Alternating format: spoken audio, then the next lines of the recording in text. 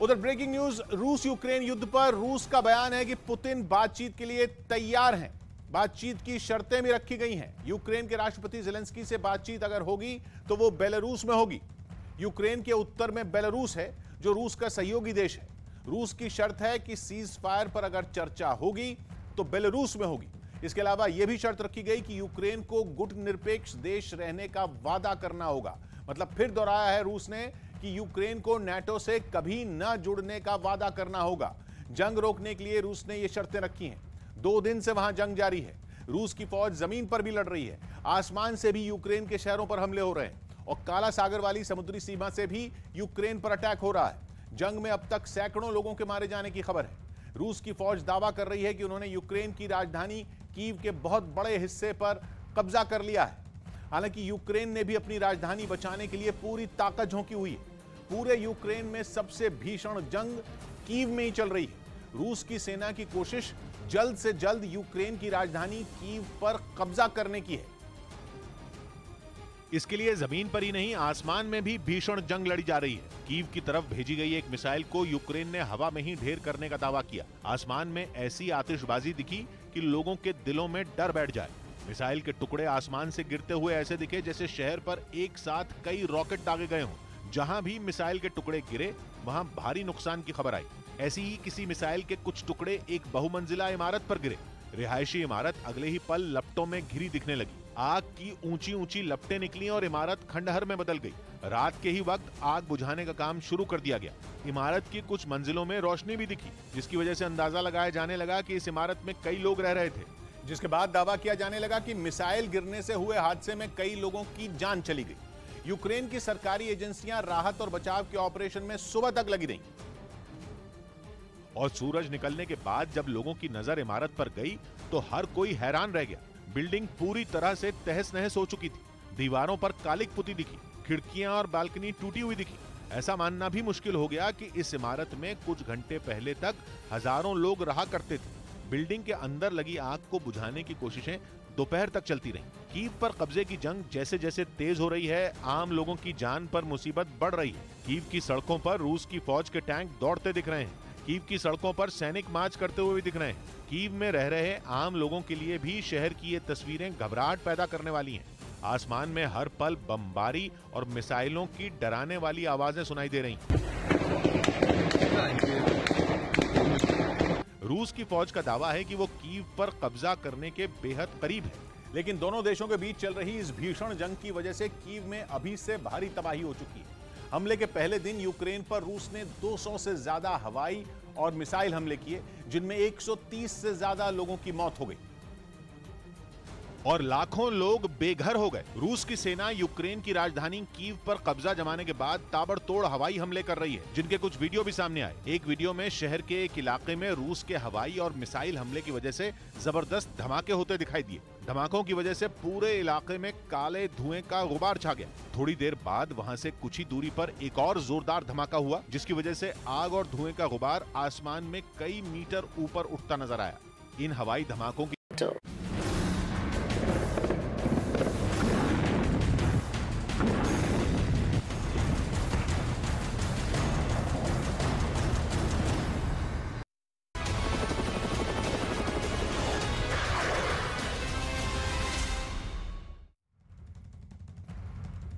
तो महायुद्ध की सुगबुगाहट के बीच कीव में भारी गोलीबारी की इस वक्त की खबर है। बड़ी खबर, कीव में लोगों ने चर्च में अब जाकर पनाह लेनी शुरू कर दी है और बड़ी संख्या में जो लोग हैं चर्च में पहुंच रहे हैं। तस्वीरें भी आप देख रहे हैं, ये चर्च के भीतर की तस्वीरें हैं, किस तरीके से लोग वहां पर डरे सहमे हुए हैं, चाहे वो यूक्रेन के ही नागरिक हो या फिर बाहर के भारतीय नागरिक हो या फिर और किसी भी देश के नागरिक हो। अब इस वक्त वो चर्च पर जाकर वहां पनाह लेने की कोशिश कर रहे हैं ताकि किसी भी तरीके से वो खुद को सुरक्षित महसूस रख सके, अपने बच्चों को, अपने परिजनों को सुरक्षित महसूस रख सके। तो देखिए, ये कीव यूक्रेन की तस्वीर है, कीव राजधानी है यूक्रेन की और बड़ी संख्या में इस वक्त लोग चर्च के भीतर पहुंच रहे हैं और तस्वीरें आप देख सकते हैं। डरे हुए हैं, सहमे हुए हैं, क्योंकि कीव की राजधानी पर लगातार रूस अब कब्जा करने की पूरी कोशिश कर रहा है और इसी कब्जे की वजह से, क्योंकि लगातार धमाकों की आवाजें वहां पर आ रही हैं। 2 तस्वीरें आप देख लीजिए। पहले तो मेट्रो में शरण ली है, कई लोगों ने मेट्रो स्टेशन के भीतर उन्होंने रात गुजारी है और दूसरा चर्च की अब तस्वीर आप देख लीजिए। चर्च में भी किस तरीके से छोटे छोटे बच्चों को लिए लोग वहां पर पहुंच रहे हैं,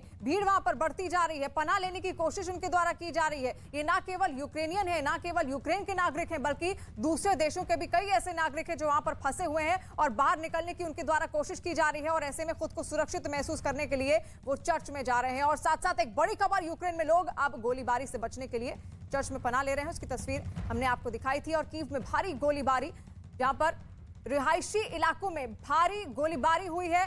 लोगों ने गोलियों की आवाज सुनी है। कीव में भारी गोलीबारी हुई जिसकी वजह से वहां पर तनाव का माहौल है, लोग डरे हुए हैं। आवाजें आप भी सुन सकते हैं, इनको महसूस कीजिए वहां पर किस तरीके के हालात बने हुए हैं। रात हो या दिन, इस तरीके की आवाजें बार बार वहां के लोगों को सुनाई दे रही है। फायरिंग की आवाजें लगातार हो रही है, गोलीबारी वहां पर की जा रही है और जो रिहायशी इलाके हैं उनको भी निशाना बनाया जा रहा है। हालांकि रूस ने साफ कहा है कि हम रिहायशी इलाकों को निशाना नहीं बनाएंगे, लेकिन फिर भी लोग डरे सहमे हैं और युद्ध की स्थितियां वहां पर बन गई हैं। लोग खुद को बचाने के लिए कोई चर्च की ओर जा रहा है तो कोई मेट्रो स्टेशन की ओर रुक कर रहा है और ताबड़तोड़ फायरिंग की आवाजें खुद भी आप सुन सकते हैं। ये यूक्रेन की राजधानी कीव के हालात हैं, क्योंकि कीव पर किसी भी तरीके से रूस कब्जा जमाना चाहता है और ऐसे में वो वहां तमाम तरीके के हमले भी करने की कोशिश कर रहा है। और रूस और यूक्रेन के बीच महायुद्ध का आज तीसरा दिन भी है और लगातार ये युद्ध जारी है। यूक्रेन की राजधानी कीव पर रूसी सैनिक लगातार बमबारी कर रहे हैं। इस बीच अंतर्राष्ट्रीय संगठन जंग रोकने की कोशिश कर रहे हैं। संयुक्त राष्ट्र सुरक्षा परिषद में इसे लेकर निंदा प्रस्ताव भी लाया गया। समर्थन में 11 वोट पड़े, जबकि रूस ने इसे वीटो कर दिया। वहीं भारत, चीन और यूएई ने वोटिंग में हिस्सा नहीं लिया, जबकि यूक्रेन ने संयुक्त राष्ट्र से अपील की है कि रूसी सैनिक यूक्रेन से वापस लौटे। इस बीच नए नए प्रतिबंधों का सिलसिला जारी है और रूस पर नए आर्थिक प्रतिबंध लगाए जा रहे हैं। अमेरिकी विदेश विभाग ने राष्ट्रपति पुतिन और विदेश मंत्री और रक्षा मंत्री पर प्रतिबंध लगा दिया है। लेकिन इन सब के बीच अमेरिका के अगले कदम का सबको इंतजार है। हालांकि सुरक्षा परिषद में शांति प्रस्ताव गिरने के बाद रूस के खिलाफ महासभा में निंदा प्रस्ताव लाया जाएगा और अमेरिकी और सहयोगी देश मिलकर निंदा प्रस्ताव लाएंगे। यानी कूटनीतिक रूप से कोशिश की जा रही है कि जो युद्ध के हालात बन जाएं वो किसी भी तरीके से सुलझ जाएं। और रूस और यूक्रेन में चल रहे युद्ध की आड़ लेकर चीन ने ताइवान को हथियाने की चाल चलनी अब शुरू कर दी है, क्योंकि जैसे यूक्रेन को रूस अपना हिस्सा मानता है वैसे ही ताइवान को चीन अपना बताता है। रूस और यूक्रेन की जंग में ताइवान यूक्रेन के साथ खड़ा है और चीन रूस के साथ। 2 दिन पहले ही ताइवान के रक्षा मंत्रालय ने जानकारी दी थी कि चीन के 9 एयरक्राफ्ट उसकी हवाई सीमा में घुसे हुए थे। को रूस ने यूक्रेन पर हमला किया और चीन की यह हरकत भी उसी दिन की है। ताइवान के रक्षा मंत्रालय ने ट्वीट करके ये बताया था कि चीन के 9 एयरक्राफ्ट उसकी सीमा में देखे गए, जिन्हें वहां से खदेड़ दिया गया। लेकिन ताइवान की ओर से किए गए इस एक ट्वीट ने खतरे की घंटी बजा दी, क्योंकि दुनिया को पता चल गया कि रूस और यूक्रेन के युद्ध की आड़ में चीन ताइवान को हथियाने का प्लान बना रहा है। एक और एंगल ये है कि ताइवान खुलकर यूक्रेन का समर्थन कर चुका है, तो वहीं चीन और रूस की दोस्ती के किस्से भी सबने सुने हैं। मतलब ये कि रूस के यूक्रेन में घुसने के बाद चीन इस जुगाड़ में है कि वो भी ताइवान में कुछ ऐसा ही करे। और चीन के 9 एयरक्राफ्ट के ताइवान में घुसने को इसी प्लानिंग का हिस्सा माना जा रहा है। चीन ने ऐसा एक बार नहीं बल्कि बार बार किया है और 1 महीने में उसके लड़ाकू विमानों ने 12 बार ताइवान में घुसपैठ की। रूस के यूक्रेन पर हमले के बाद ताइवान और चीन का मामला उठने की एक और वजह है कुछ दिन पहले हुआ पुतिन का चीन दौरा। पुतिन ने इस दौरे पर ताइवान के मामले में चीन का समर्थन किया था। यही नहीं, रूस और यूक्रेन की जंग के बीच कम्युनिस्ट पार्टी ऑफ चीन ने मीडिया के लिए कुछ निर्देश जारी किए, जिनमें रूस को भावनात्मक और नैतिक समर्थन देने की बात कही गई। मतलब ये कि कम्युनिस्ट पार्टी ऑफ चीन ने अपने देश की मीडिया को निर्देश दिया कि रूस के पक्ष में बात करे। यही नहीं, इन निर्देशों में एक बात और ऐसी बात भी सामने आई जिसने चीन की पोल खोल दी, क्योंकि उसके जरिए चीन ने ताइवान पर कब्जे का इरादा जाहिर कर दिया और ये निर्देश चीन की मीडिया की गलती से सोशल मीडिया पर वायरल हो गया।